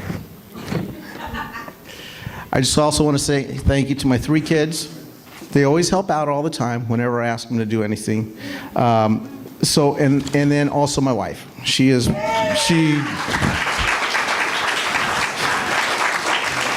her unique enthusiasm for the Fog Fest, and I won't go into it. Thank you, honey. And I also just want to say, so mark your calendars, September 23rd, 24th, and here, this is for you guys. We're 15 weeks away, 106 days, 2,544 hours. And this is probably the number you're going to love. 152,640 minutes. Okay, that's how far away we are from the Fog Fest. So anyway, thank you guys. Appreciate it. Drive home safe. Thank you again, PCT. You guys did a wonderful job. Peace and love.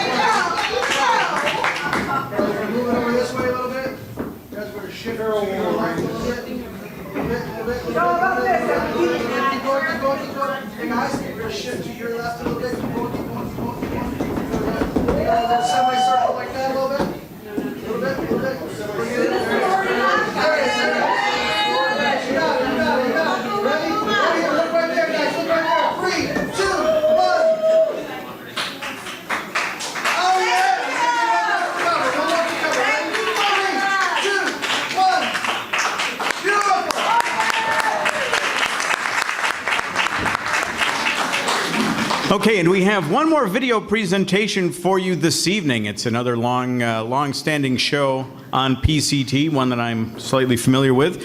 Please direct your attention up here and take a look at the history of sound waves. Here you go. One time I was watching a show and I won a prize, and the winner of the prize got to come down to Channel 8 and pick it up.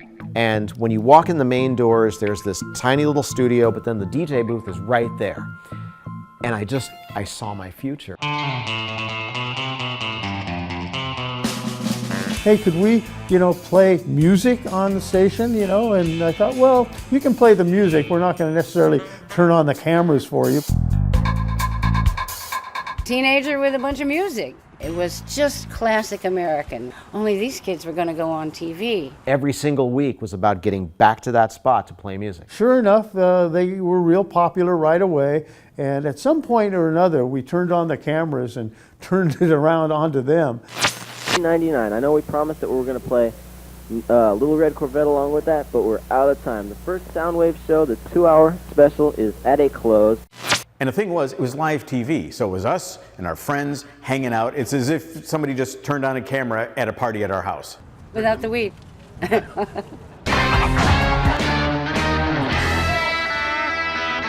We certainly had a lot of issues with management. Did they always do things per the order of the law?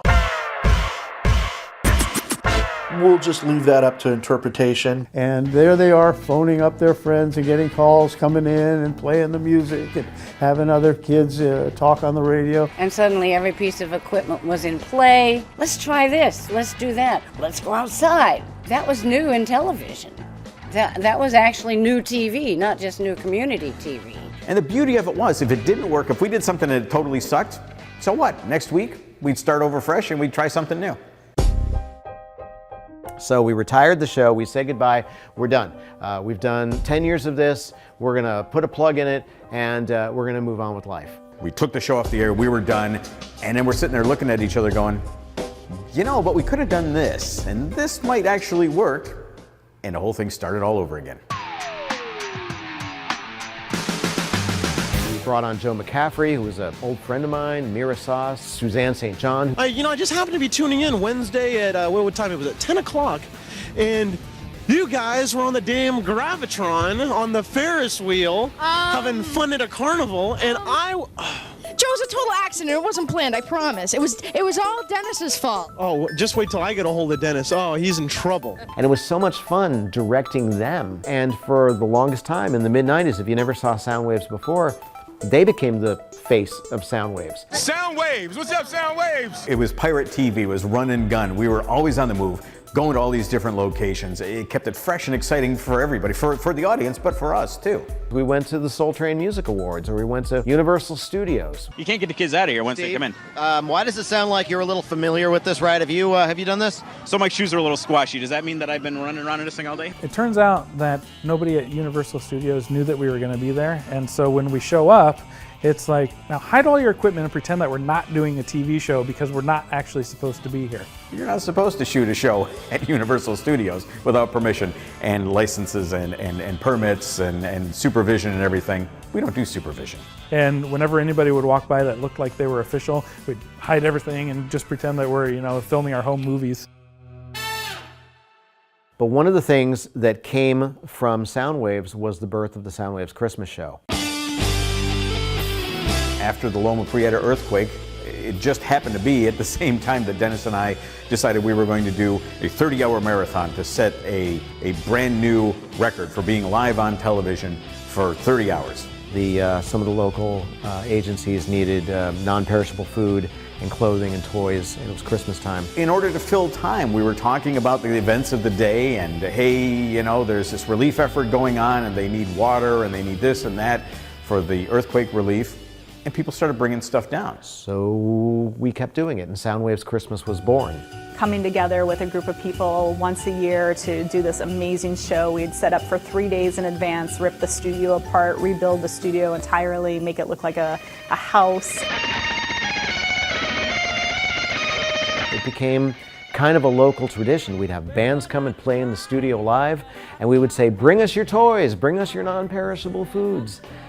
And that was such a thrill to see the same people year after year just bringing stuff to help the local food bank. There were few things that warmed the cockles of my heart more than at the end of a successful Christmas show back in the early days to see this big pile of stuff, to physically know this food, these toys, this clothing was going to go to somebody to make their holiday better. And then it got to the point where it wasn't enough just to go on and say, hey, bring us your stuff locally. We got into other communities. Every year it had to be bigger. It had to be more. It had to be, well, we did this, so next year we have to do this.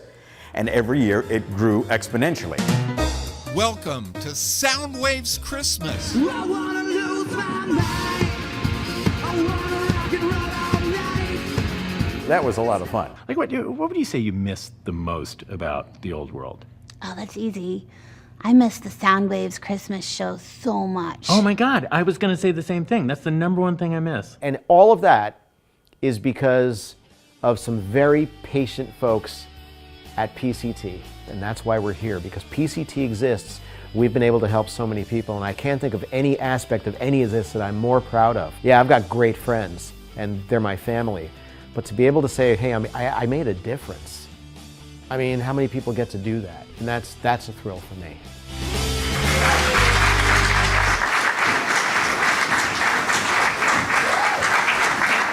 Ladies and gentlemen, the creator of Soundwaves, Mr. Dennis Willis.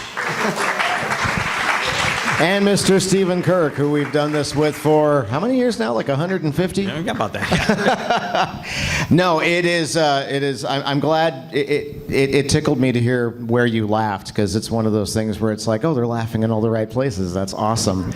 And but beyond that, just the thrill of being able to do something with your friends, and that's what's driven me for 30 years, and will continue to do that, because people like Morning was talking about that. You're moved by the spirit of music, and it gets you out of bed, and it makes you do this thing, whatever that thing is. And that's that thing for me, is the spirit of music, working with my best friends, my family, and like I said at the end, maybe we can make a difference.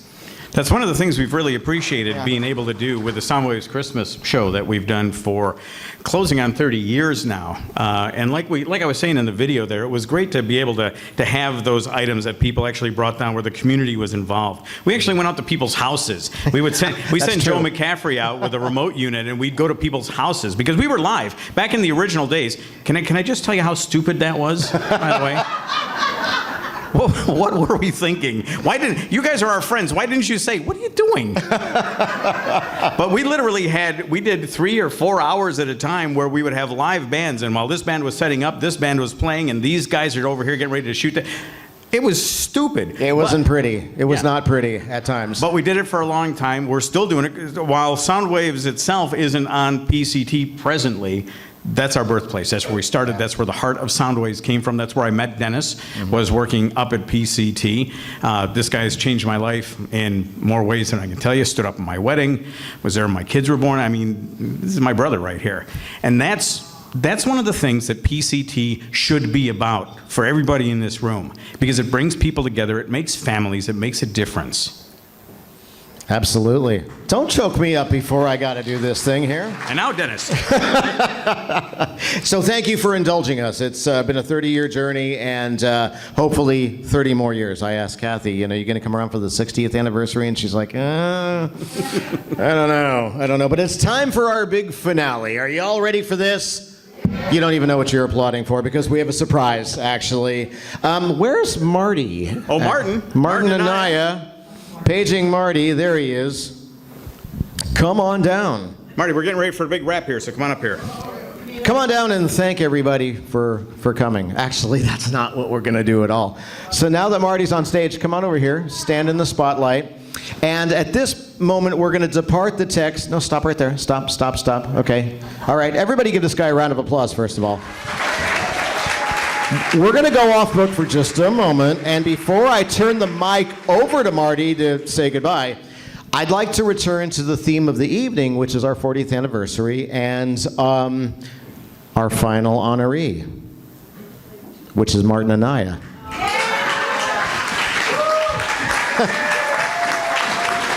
You don't get to 40 years without evolution, without a vision, and without a roadmap. And in the last 5 years, the PCT family has expanded south of Devil's Slide all the way down the Pescadero. We've replaced our old standard def studio that I complained about endlessly with an HD-capable, state-of-the-art studio with green screen, control room, HD playback system. And next up, we're going to do the lights, so it's going to look a lot better, too. Although it looks all right now. And I just want to return to what I said at the beginning. Hundreds of community stations like ours closed overnight, it seemed, between like 2011 and, recently. And they just went away. Why? Because of funding, because they did not have the means or the vision, and that's what we're talking about. They did not have the vision to evolve in a 21st century digital landscape. And I'm very proud of the fact that PCT is in better physical shape. Is that real? Or are you just messing with me right now? PCT is in better physical shape before to meet the challenges of a digital landscape, and it's largely because of this gentleman right here. You can poke fun at Marty for a great many things, and we have on an hourly basis. But I have to say, all seriously, when we talk about anything, we talk about movies, we talk about the direction of access, we talk about the direction of technology, we talk about Planet of the Apes. Whatever we talk about, it's a spirited conversation that comes from a place of fairness. Would you agree that having any debate with Marty comes from a place of what's right, what's fair? I would say that. So, you win some, you lose some, then he buys the first round.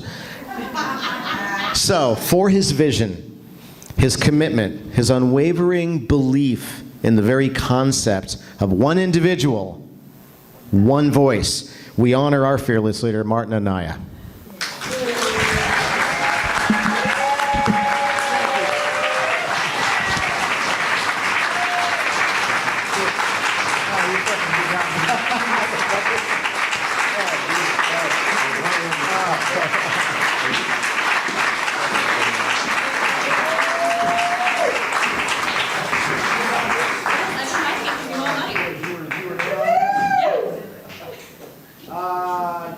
Thank you. You got to give a speech now. Oh, okay.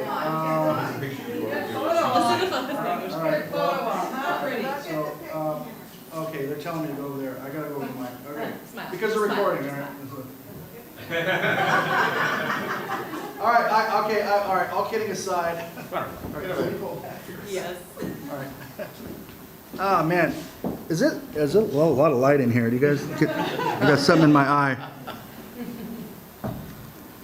You got me. Touche. Listen, everybody. See, aren't you glad you didn't go to that, or you sit around the TV and watch the Warriors game tonight? Aren't you glad? See, this was better, right? We'll get them next game, right? Listen, I'm going to make this very short because, first of all, I didn't expect it, and secondly, you all want to go home. But listen, you know. I could think of no better accolade or thank you or attaboy than somebody saying that what I do is fair. Because at the heart of public access and community media is being a fair arbiter. In other words, bringing the community in, bringing communities together like Half Moon Bay and Pacifica and Pescadero and the Mid-Coast, and trying to find the commonalities that bind us all and that join us all together. We can always have spirited debates and conversations about those things that we didn't like, or the things that we could change, or the things that need to improve, but it's always with the spirit of trying to improve and trying to make things better. And that is what I hope that PCT has meant to you for the past 40 years. And I can tell you for the past almost 12 and a half, 13 years that I've been involved, that's what it's meant for me. So with a heart full of gratitude to all the volunteers, to all of our wonderful, wonderful board members, to my boy Rich, who came up here from Sacramento, and Latasha, and to everybody in this room and all the honorees, I can only say thank you and good night.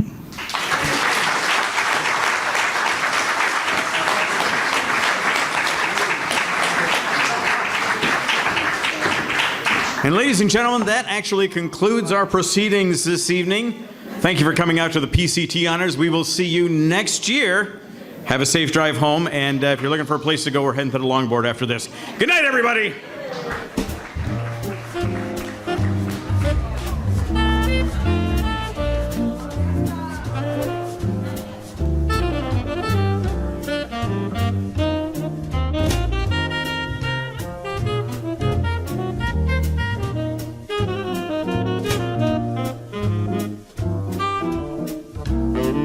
Thank you.